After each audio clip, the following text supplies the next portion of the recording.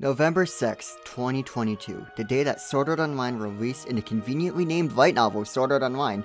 It uses Fulldive technology to put your brain into a video game. This is the possible future that was pitched by Reki Kawahara in 2009.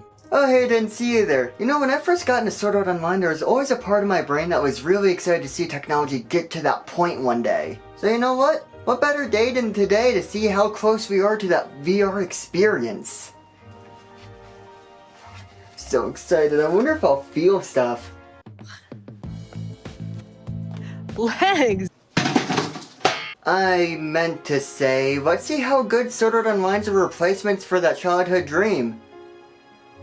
That's what I meant. Sword Art Online, an anime about games, is the perfect property to, well, have a video game or two or 10. Even inspiring some VR projects of their own, like Project Aincrad and VRChat and Zenith, which are pretty real VR MMOs, but that's besides the point of what I want to address right now. I thought for the date of Sword Art Online becoming totally real, it'd be cool looking at one of the first actually real Sword Art Online games. And I know you may have your issues with the property.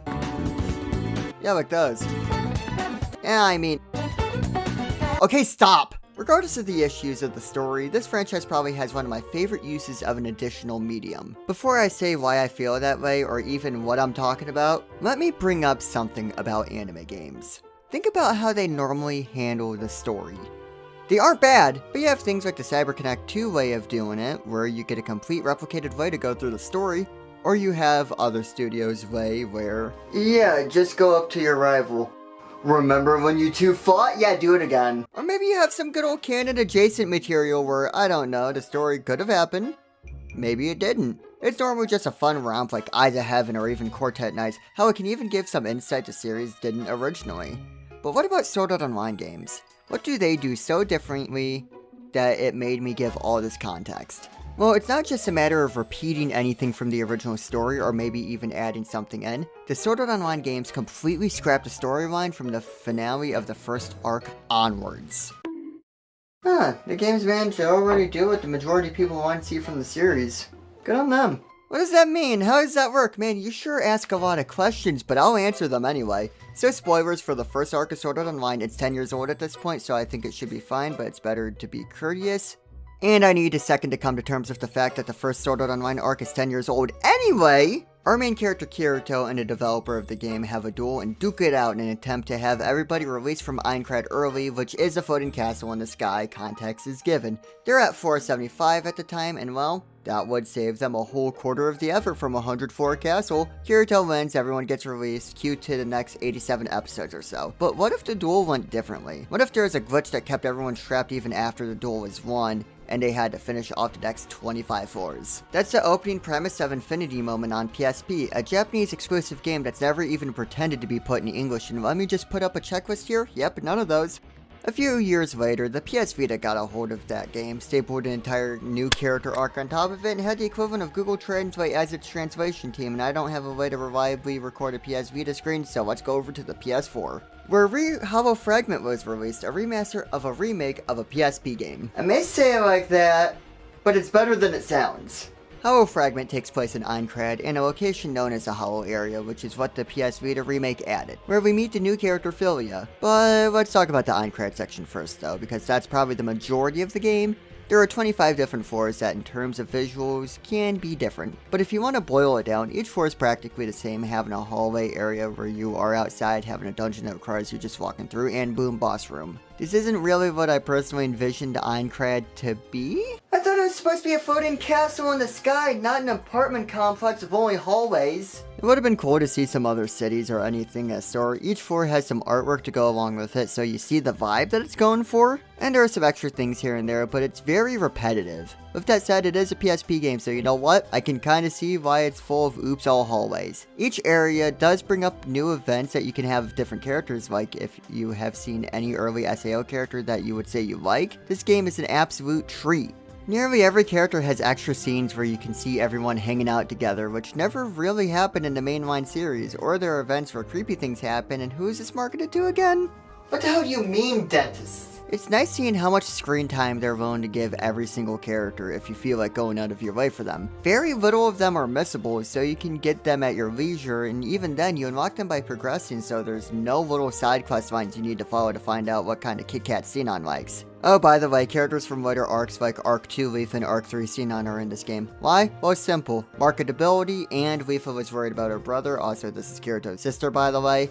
Wave Kirito so they know it's you, so she just went into the Evil Death game too. I don't know, see if she can do something. It's interesting characterization that you don't get in the base story, so that's cool. Xenon is here because a glitch in the beginning affected the VR therapy device that she was in, which accidentally sent her into the death game where if you die in the game, you die in real life. That's a great way to get over your trauma. Let's distract you with some more. That aside, it gives seldom used characters like Silica and Lisbeth their own whole reason to be around and do stuff. It's great to get attention, and it's not just like fan favorites. Even in this house, everyone's a fan favorite, except for Klein. Not sure why, not specifically Klein, but not Klein. And there are even characters that are new to the series, that being Shreya, who has a mystery or two, and Philia, who's connected to the whole Hollow area. Hey, you know, I think that was a pretty good segue into talking about the Hollow area. Let me check my segue guide to see if I'm right, though. The Hollow area, which probably makes up the bulk of the title Hollow Fragment, is the biggest addition to the remake from Infinity Moment, and honestly could have practically been a game by itself, taking place alongside the story of the Aincrad section. The glitch kinda opened up an area that's more of a dev section that's a playable area where new game original character Philia is trapped in. This being the part made for the PS Vita. The areas of the game can be a lot more ambitious. Everything's more varied, spaces are wider, and it does feel a lot less formulaic. If you want to just run through the entire Hollow area before you even touch the Aincrad section, you can. There aren't any story beats in the main story you have to hit to unlock different sections, or you aren't going to be screwed by level scaling. It does feel like its own standalone thing, not tied down by forcing progression from a game on the PSP. It does, however, result in being insanely overleveled for the entire main game. I like to play Sword Art Online like it's a death game. And I'm not the players. I think the story of the Hollow area is on the stronger side as well. It's a more individual story featuring Philia in the Hollow area. She's an interesting character with a good arc, with a good premise of being scared that she's just quote-unquote hollow data instead of a real person. And she contains an interesting mystery of, I guess, being a criminal. I wish she stayed interesting though, because are we bringing back the flowchart? I'll bring back the flowchart. Over here we have characters that died, over here we have characters that fell in love with Kirito. Yeah, she doesn't break the flowchart, but hey, why are we talking about other characters when we can bring up the most important character? You are Kirito. Like, no matter what, which is weird because the game lets you use whatever clothes you want, customize and rename your character, but now you're still Kirito. I know who you are, you beater piece of trash. There are a number of weapons you can use, but the gameplay style doesn't exactly illustrate variety. So I mostly just use dual swords, because I mean, come the hell on. That said, the gameplay feels like a cross between tab target and action combat, meaning what you're locked onto is what you're gonna be hitting. But it doesn't feel like everything runs on a timer. You can do a normal attack, parry, stun, and you have some special moves that will do a bulk of your damage. But wait, you got a partner. One of whatever character you felt like bringing into the fray.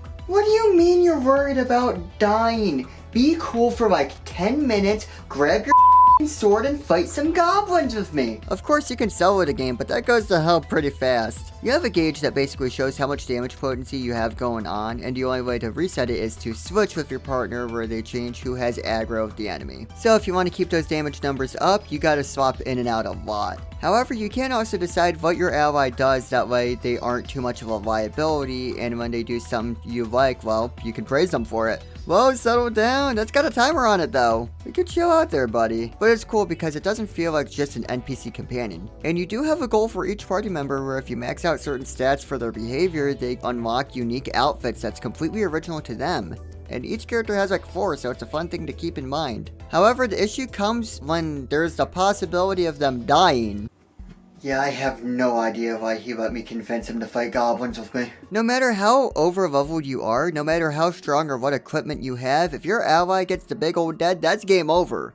It's not viable to go by yourself, but you kind of see the appeal of quote-unquote being a solo player because of my game overs weren't from me. The game does well with those unspoken details, and the more obvious details as well, even tackling stuff that wasn't mentioned in the anime, like how Kirito had a shared inventory with Sashi, the girl from episode 4, and a cute reference of how there is no logout button. Or the not cute fact that in the game you borderline cheat on your life for the visual novel pseudo-romance events. I don't even have a clip for that, it's just weird. Each character you can upgrade your, hold on, let me get those quotation marks back on screen, friendship that eventually evolves up to you being able to hold hands and carry a character to your bed, where you get a screen of you and the character in bed together, and if this isn't illegal, it kinda should be.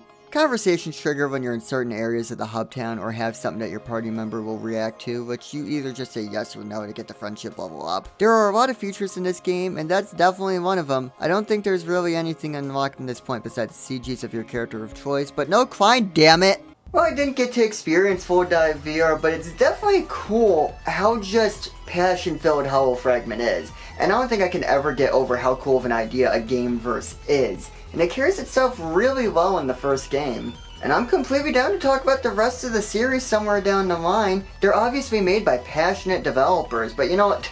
Not important right now. I want to maintain the most important part of Sword Art Online, for its immersion at least. That's right. Dying in real life. And I can't add that myself. I might chicken out, so you better hold me to it.